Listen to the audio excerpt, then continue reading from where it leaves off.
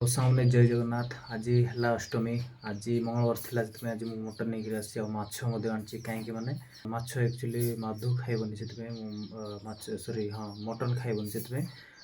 माछ एक्सट्रा नहीं आसी तो सामने लास्ट नहीं रुहतु तो चलतु स्टार्ट करवा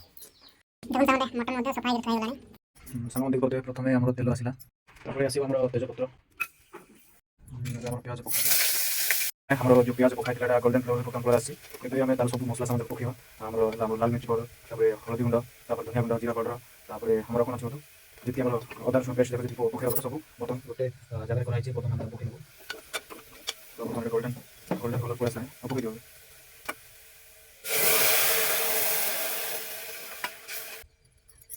हल्दी गुंड पकाला लुण स्वाद अनुसार पकेब तो जो मसला सब सीझी जाइए बर्तमान टमाटर पकेब बर्तमान आम दही पकई नब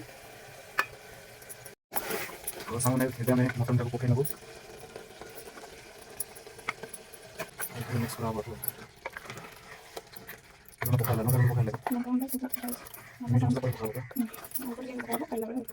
मीट मसला टी पकई नब तो सांग मैंने आम गोड़े नब